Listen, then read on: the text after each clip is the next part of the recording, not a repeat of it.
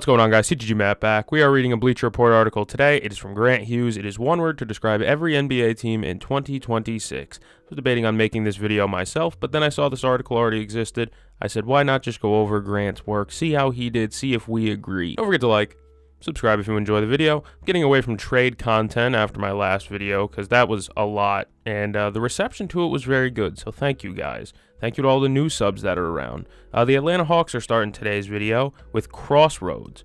I don't even think it's a Crossroads anymore. I think Trae Young is as good as gone. I don't know if anyone's going to trade him for him this season because, man, is he a lot to change. Like, the way you play the game today is not the same way you're going to play tomorrow if you had Trae Young. It is a completely different system. He is a former All-Star, former All-NBA type of guy. I don't know if he's going to get there anymore, per se. If he could, people bring up his defense all the time, say he's awful at defense. Let's be honest, there's plenty of stars in the NBA that are just terrible at defense. Luka Doncic, prime James Harden. Kyrie Irving's a superstar. He doesn't play great defense most of the time either, right? The key is, if you can sustain being an elite offensive talent, you can stay on the floor. Trae Young has not. His shooting from three has been very wishy-washy, very in and out for the last few years, inconsistent. And on top of that, like, his assists are really good. His assist to turnover numbers aren't bad. But if you can't shoot the ball efficiently, at all, his efficiency's just tanked. Before he got re-injured or whatever and missed the last few games, he was having an alright stretch of games, but overall, if you can sustain offensive excellence, you can maintain bad defense. He has not. They're in a really weird spot with Mr. Trae Young. I'm not even sure what they're going to do. I think the best course of action for them is to trade him, but to who? To who? Exactly. It's always easy to say they should trade him, but then once you start talking about, well, who's going to take him, that's when it starts getting spooky. The water starts getting choppy. We move to the Boston Celtics. Skilled. This is an elite mid-range killing team. Derek White's mid-range development, we could talk about that. He's been really, really good. But Jaylen Brown is obviously the 30-point per game man. He has crossed the 30-point per game threshold with that 50-piece against the Clippers. It says just under 30, but of course this was before the 50-point game against the Clippers. He is averaging, I believe, 30.9 or so, 30.7 or something like that. He's over 30 a game. He's been shooting really well from three. Of course, the mid-range. He really wanted Player of the Month. He didn't win Player of the Month, so guess what he did? He showed that he deserved that shit. This team is incredible to watch, the Boston Celtics, because their identity is whatever gets the win, really. Earlier in the season, it was Minot, Walsh, Gonzalez, take over the game defensively, win this game with defensive stops. We're going to score 105 points, and we're going to try and get the win off defense. Now, they want every game to be a track meet. They're scoring 130 every night. And they're keeping up with teams offensively and allowing a lot of easy points defensively. So I have no idea what the real quote-unquote identity is. It's basically they can play however they feel like it, and I guess that's probably the best thing that you can do is be malleable in your play style. But it's been fun to watch the Celtics this year. If you're not a Celtics fan, I encourage you to still watch. They have so many young guys that just make great plays. Hugo Gonzalez, Jordan Walsh, all these guys make great plays. Luka Garza has been really, really good off the bench. Same with Anthony Simons recently. Even though they started off as an elite defensive unit that was just kind of patchwork offensively, now it's quite the opposite, where it's can they buy a damn stop, and at the same time, they're hoping that they can outscore you. Developing Brooklyn Nets. A few of them are developing, I'll say. Yegor, specifically Yegor, he's become an absolute bomber from three. He made 7 threes the other night, and I think all of his makes were from three. That's just what Yegor's going to do. He was a bomber at BYU, I think, right? He was a bomber there, and he's going to be a bomber anywhere else. And then you bring MPJ in, who was already as well. He is probably the pinnacle of the bomber type of player that I love. A guy that's going to check into the game and get threes up.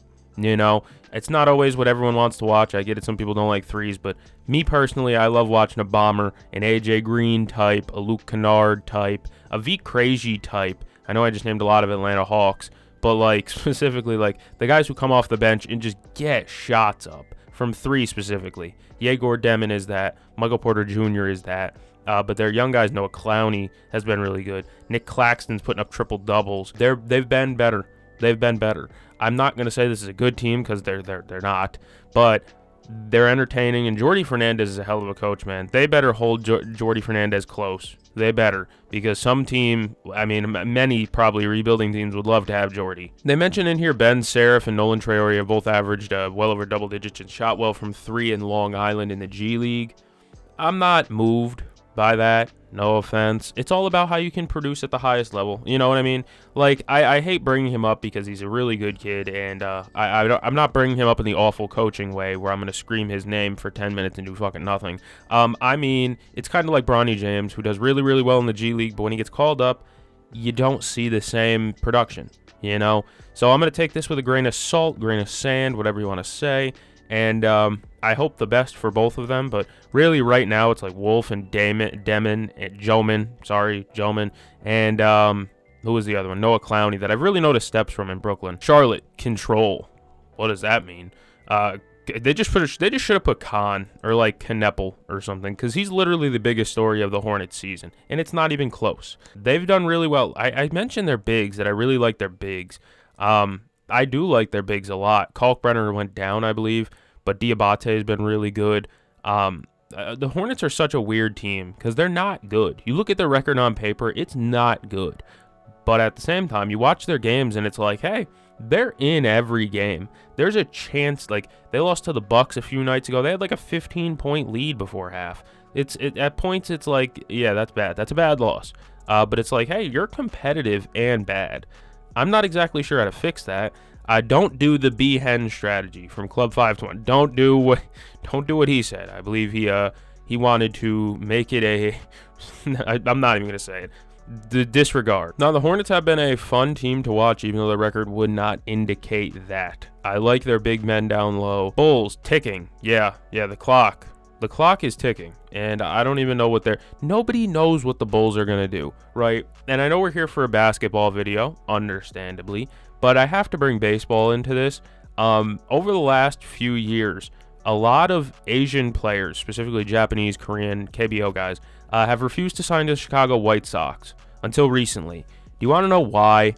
Because Japanese players and Asian players in general view the Chicago White Sox and Jerry Reinsdorf as a losing organization, as a joke, essentially. They view Jerry Reinsdorf as an owner who just doesn't care, so they don't sign to Chicago-based teams. That's baseball issue, Jerry Reinsdorf, but it's still an issue involving Jerry Reinsdorf. And the only reason they signed a big Japanese bat in Munetaka Murakami this offseason was because Josh Ishbia, the brother of the now Suns owner Matt Ishbia, is coming in to buy the White Sox. Baseball segue over, but it still is basketball related because it's about Jerry Reinsdorf and how bad of an owner Jerry Reinsdorf is, to the point where a whole continent of players are like, yeah, I don't want to go there if he owns the team. That's how bad of an owner Jerry Reinsdorf is. That's still basketball related. There's your tie-in there. The Bulls are a fucking joke. But this stretch of play without Josh Giddey, where it's been Modest getting up the most shots, can I say it's been more fun to watch? Okay, let's just be honest. It was fun at the beginning of the season when Vooch was hitting the clutch threes and shit was going right for them. Now they're just below. They're like 500. They lose 4 straight. They win 5 straight. They lose 5 straight. They win 6. You know what I mean? It's constantly up and down. They need to make moves aplenty. Like Ayo Dosunmu to 100. If you put Ayo Dosunmu on every other team, they would love him to death. Same with, I think Vooch is a much more underrated player, even though his contract wouldn't say that. Vooch is a more underrated player than people give him credit for. Kobe White might be on the move. I don't know. They never do anything. This is Bulls fandom, and I feel bad for them, but it really is just like nothing ever happens. Cavaliers, buy. What can you buy? What can you buy at this point? It says buy. They can't buy a 3. Maybe that's what that means. I don't know what they mean by buy. I still have no idea what they mean by buy. Buy the dip. Oh, okay. Maybe that's what it is. Kind of like they're struggling right now because they can't shoot. This team's going to flip the 3-point percentage game around and they're going to get hot later in the season. Okay, if that's the angle we're going with, maybe. But if they mean buy as in like they need to start making moves, unfortunately they're in the second apron, which means they can't aggregate contracts. I tried that in my last video too. I really wanted to try to get the Cavs Michael Porter Jr., That will not work unless they trade Darius Garland, because it needs to almost directly match money-wise. You can't put a guy making $15 million and another guy making $15 million to trade for a player making $30 million. It has to be a $30 million player traded for a $30 million player, which is ass. I hate the second apron. I hate these cap rules. It makes the league a lot less fun around deadline time. Because the Cavs really can't do anything. They're strapped. Whole lot of rabbling to say, yeah, if the Cavs are going to be a better three-point shooting team the back half of the season, they'll definitely become a much more feared team. But at the current moment, I mean, no. Max Strus hasn't played, I don't think, still. That's a big one. Max Strus can really shoot. Darius Garland's been out as well. Like, they've been an injured team.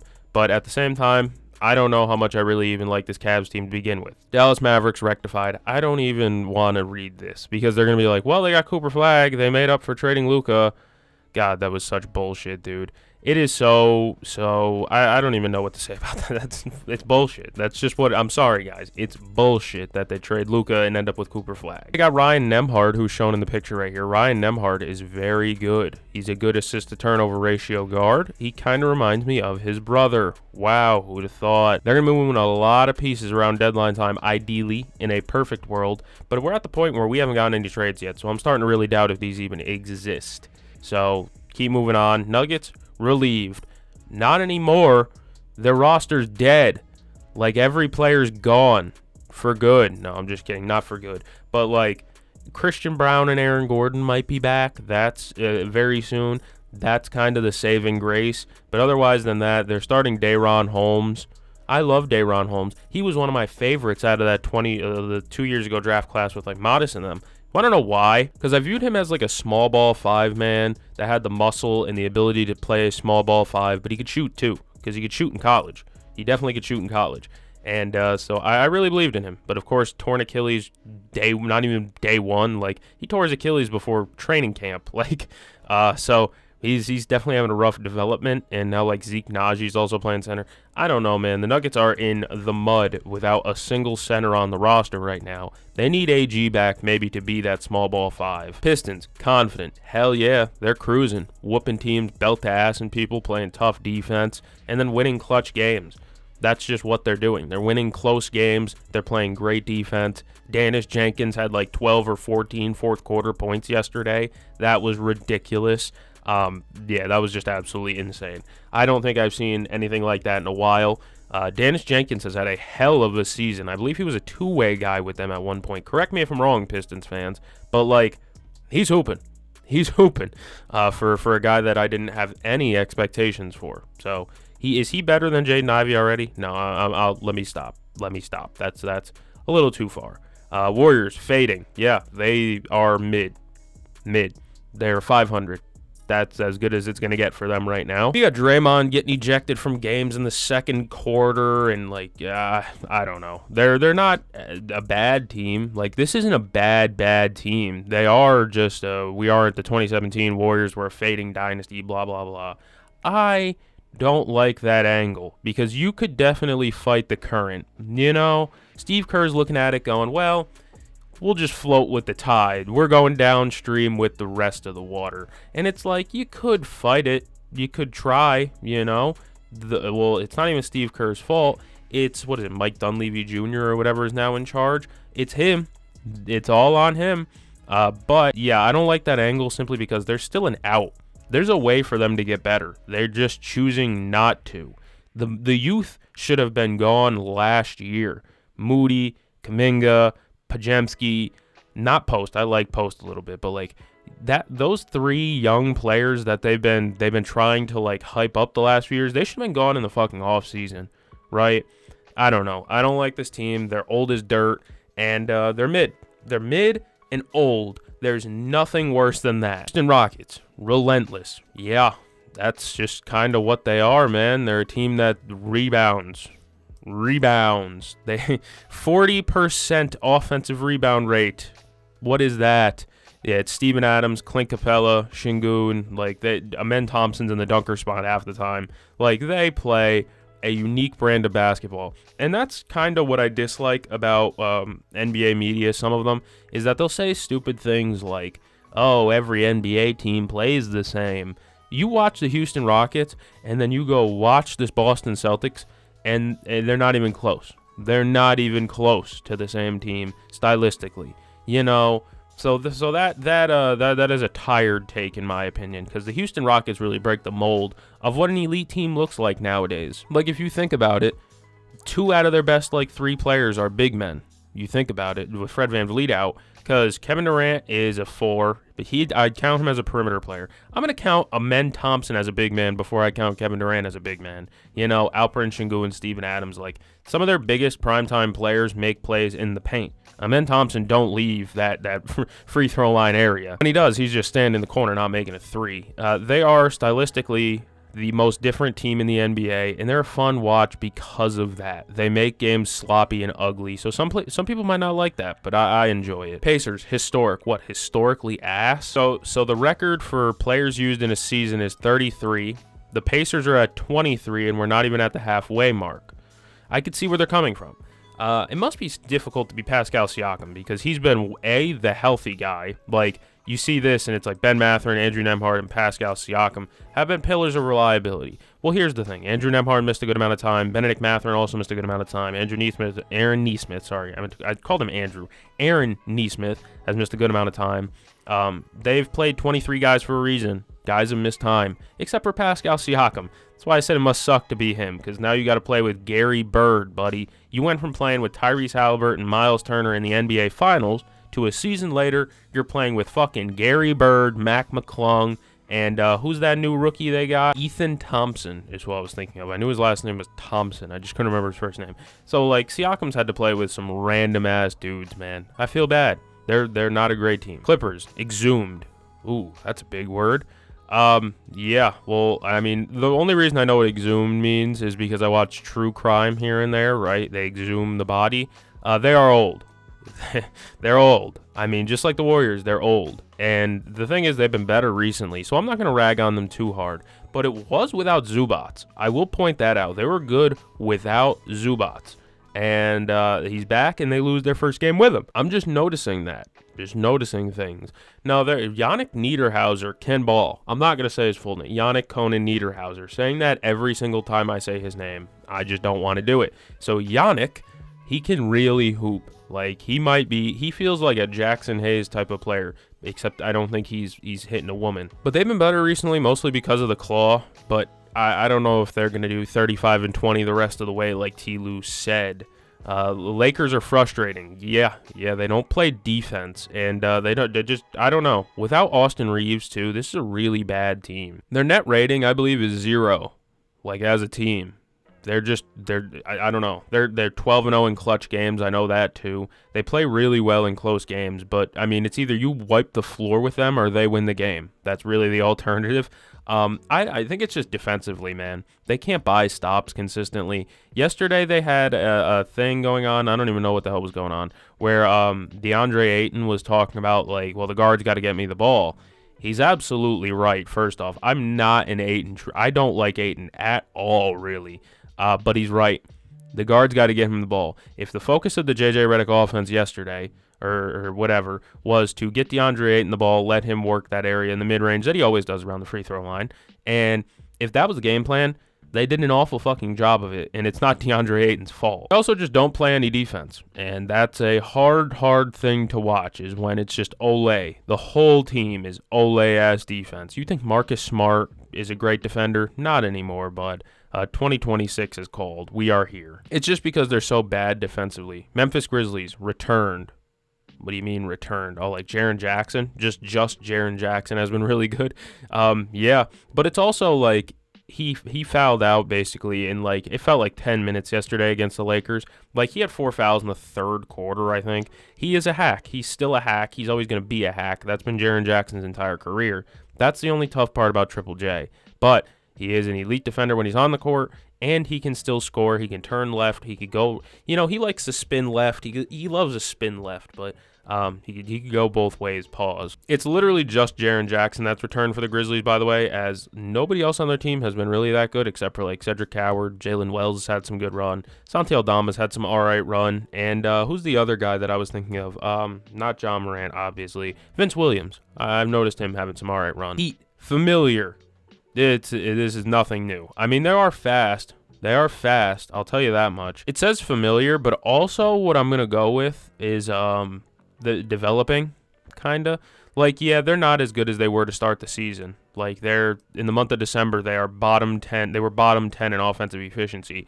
They were not a great offense down the stretch last month, but what they did do well was play some alright defense. And on top of that, like, I see their young guys developing pretty well over there. Jovic has his moments, but Kel'el Ware is a monster. Like, he is a pillar. Kel'el Ware is a pillar to that team. Like, Pelle Larsson, I like. He has some flashes here and there. I really like what the Miami Heat have kind of built around. Yakachonis was playing yesterday. He didn't even look bad. I like the Heat's young guys. I don't think any of them are like number one option staple guys. Kel'el is a really good player, and he'll be a staple in the team's lineup. He's really good defensively, rebounds the hell out of the ball, and he's been shooting really well. He's a staple in the lineup. I don't think he's like number one option type guy yet. Maybe he will, I don't know. That's the one downside about being the Heat, is that they don't have a guy, a blue chip. Like, they don't have an Anthony Edwards. They don't have a Jason Tatum. They don't have, you know what I mean? They don't have a guy, a Giannis even. That's the one downside about being the Miami Heat and relying on so many solid contributors rather than a consistent, really good one. Norm Powell probably deserves to be an all-star, though. So that's something there. Bucks, limbo. I said it in my last video, too. Like, John Horst, he's in a really weird spot. I wouldn't even say it's really in limbo. I think everyone knows what direction they should go, but not everyone knows what direction they're gonna go. You know what I mean? Like, I think everyone in the world could tell you, yeah, this probably isn't gonna work out with Giannis and the Bucks trying to build something. For Christ's sakes, again, they've lost 2 games to the Wizards this season, guys. 2 games. I believe the Wizards have like 7 or 8 wins. 2 of them are the Milwaukee Bucks, right? That's just inexplicably bad. I think we all know what direction they should go, but the only reason it's considered limbo is because we don't know what direction they're gonna go. Giannis keeps doing this tiptoeing thing where he's like, I never personally requested a trade. Maybe my agent did. Who the fuck pays the agent, Giannis? Giannis is playing the "you didn't hear it from me" card when asked about rumors he'd like to be on a championship team. Yeah, that's kind of that's literally what I was just getting at. Yeah, they're in limbo, but only because Giannis won't explicitly say anything. But I'm sure if he does, they'd move quickly, I hope. Minnesota Timberwolves overlooked. I don't know if you can call them overlooked. They've been playing really decent basketball, but I don't know if I really believe in it. I don't. They're a hard team to believe in just because they don't have real good point guard play. I was going to say guard play, but Anthony Edwards is considered a guard. They don't have point guard play. Divvy is a good player, not a great player. Mike Conley is 100, And I think we all know that's the issue with the Minnesota Timberwolves, but they've been playing all right regardless. The month of December, I believe Anthony Edwards averages like 30-something. The Wolves are both top 10 in offensive and defensive efficiency, and they are up there in net rating, is 5th in the West. Like, they are a very decent team, and they're a conference finals contender as per every year, but they just don't feel like they have that upside. Also, the spacing issues are still there with Randall and Gobert down low. Gobert is having a Depoy type of season.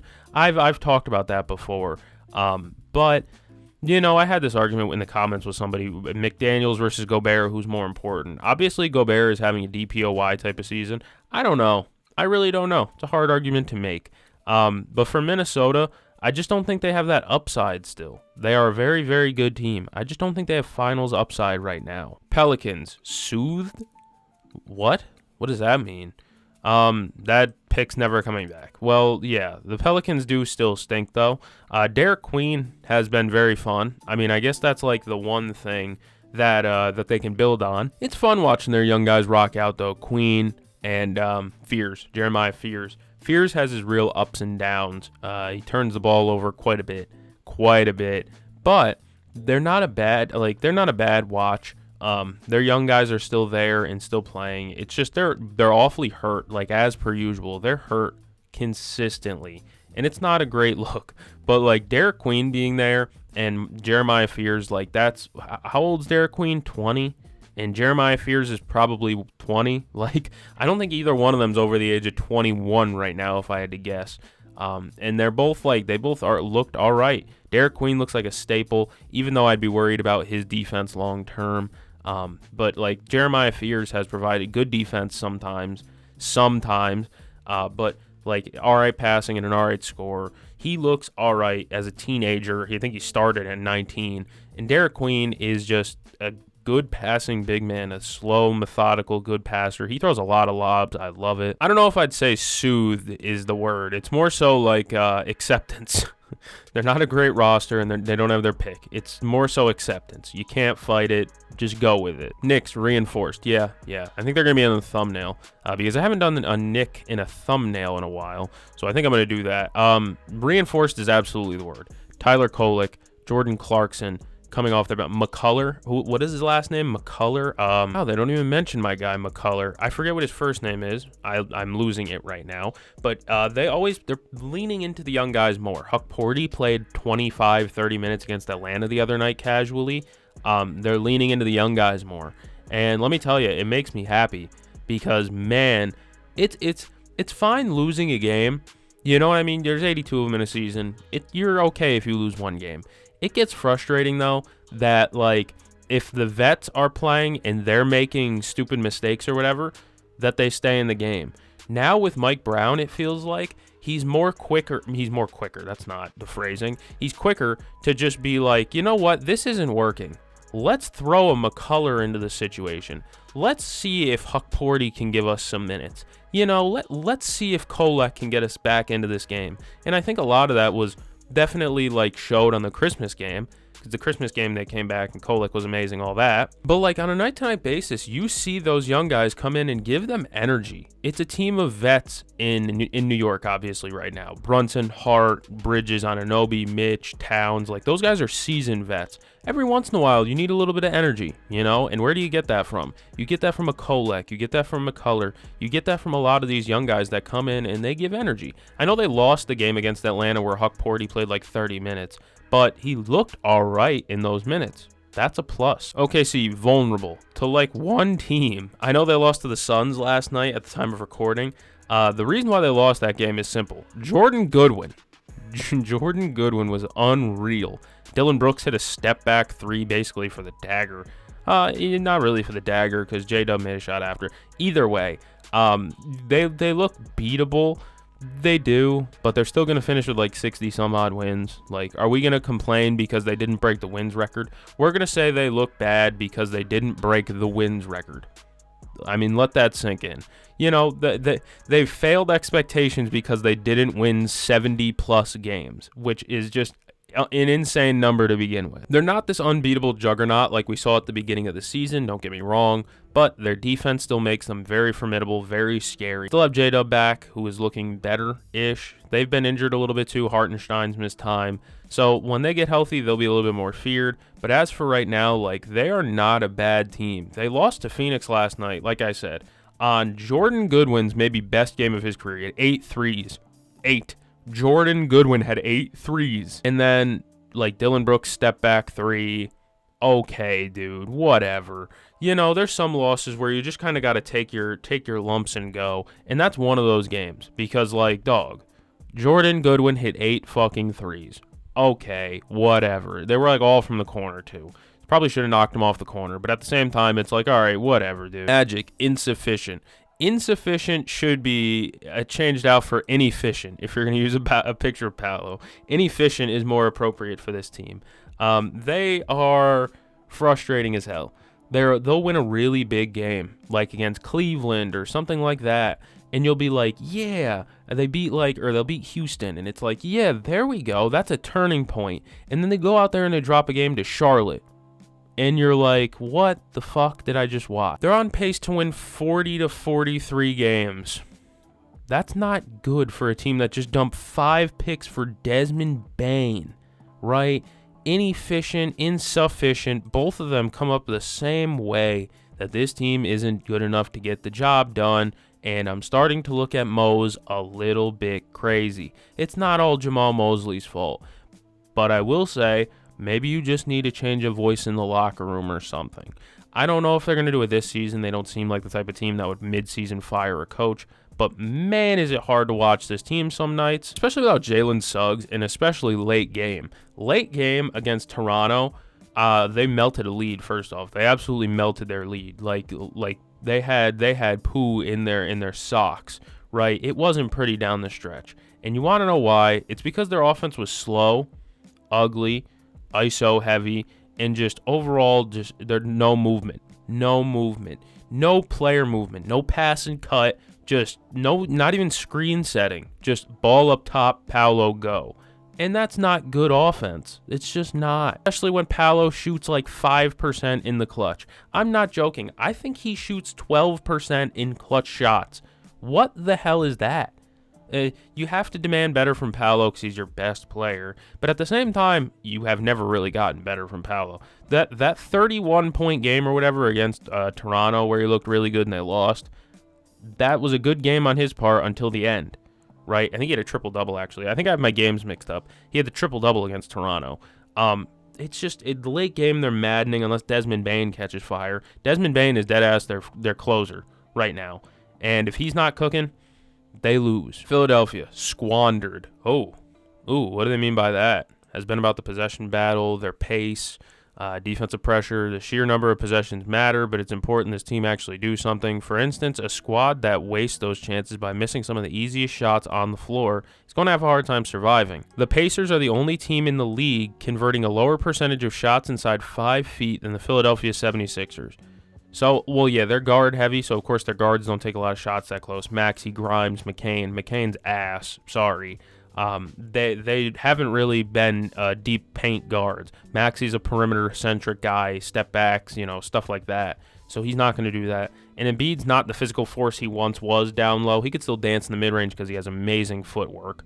But he's not that guy where it's just beast shoulder into the paint type of thing. So who does that leave taking shots inside the paint? Either a small guard like Quentin Grimes, who's a bomber from 3 more than anything, or it leads to the inside 5 feet shots to be taken by like Adem or Drummond, and they are not good shooters. So yeah, maybe that's what that's an interesting take though. I definitely see that stat, and it makes sense that they've been struggling. I feels like they should be a better team than they are. That's just what I feel like with the 76ers. Their roster and stuff like that paints the picture of a team that should be better than they have been. Phoenix Suns are irritating. Not to the viewer, actually. It's because they just harass and torture opponents by being annoying. And that's what they did to Shea yesterday. Shea saw a lot of bodies. Late in that game. And that's kind of what you have to do against the Thunder is make anyone else not named Shea beat you. And that's exactly what, didn't happen. The Suns won the game because nobody beat them. Besides Shea, they just got a lot of guys who harass. Royce O'Neal he's a blow-by. He's a guy that allows a lot of blow-bys, but he has active hands, so he kind of gets away with it. Dylan Brooks is, of course, a pest and a menace defensively. We've known that forever now. Ryan Dunn's a really good defender. Oso Ighodaro has played really good recently. I like what the Phoenix Suns are doing, and Jordan Goodwin, again, I mentioned him multiple times in this video, but he had 8 threes yesterday, guys. Let that sink in. But yeah, I see what they mean with them being irritating. The Suns are a team that really does kind of get in your face and try and bother you. Colin Gillespie's a fun guard, but he is the type to get in your face. He is a bothersome type of player. Overall, Phoenix is fun, though. Portland, disorganized. Absolutely. They turn the ball over a ton. They turn the ball over more than any other team in December. They have one of the highest turnover rates in the NBA. I've known that.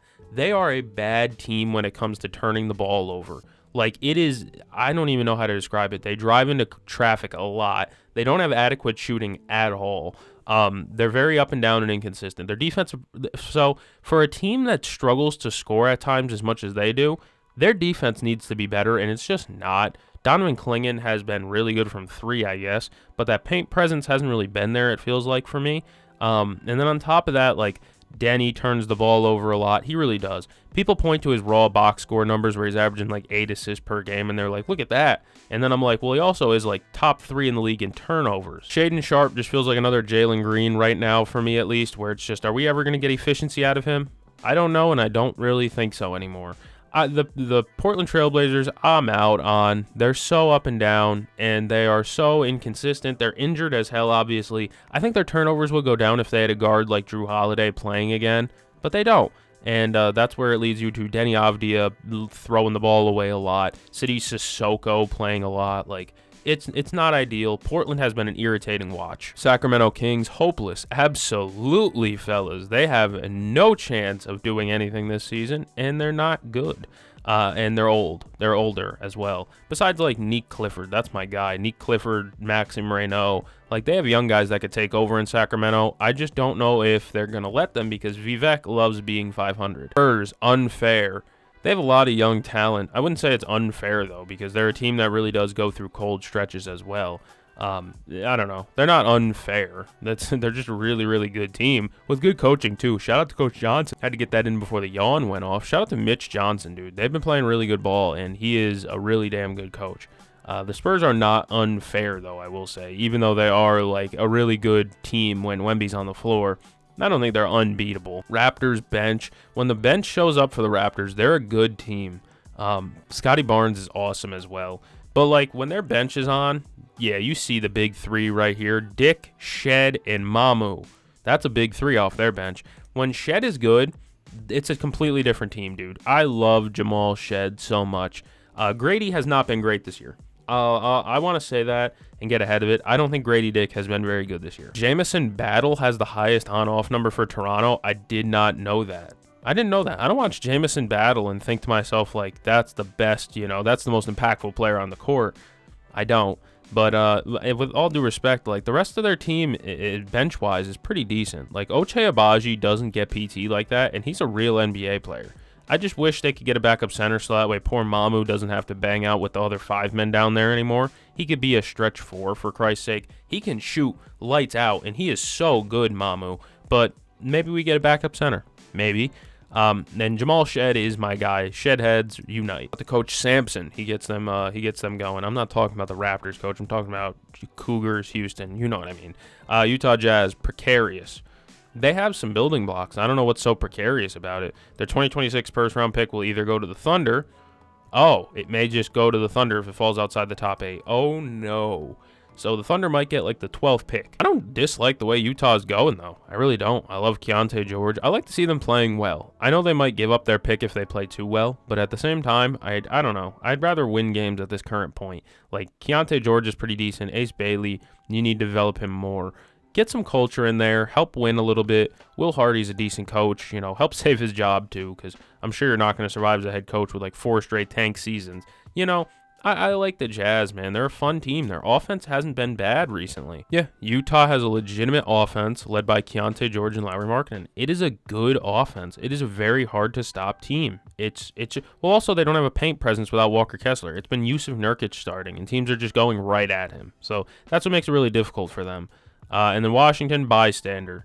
They don't do anything. Bottom feeders. You know how that go. They suck at everything. They're dead last in points allowed, but it's also 30th in opponent turnover rate and opponent offensive rebound rate. So they don't turn you over. They don't rebound the ball. They don't stop you from scoring. They do nothing. They do nothing. Alex Sarr, though, terrific, even though he got taken off the dribble and banged on by Rudy Gobert. And I'm not joking. That's a real clip. Rudy Gobert took him off the dribble and yammed on him. Will they make a trade at midseason for Trae Young? I believe that's one of the teams that have been kind of worked into that trade mold.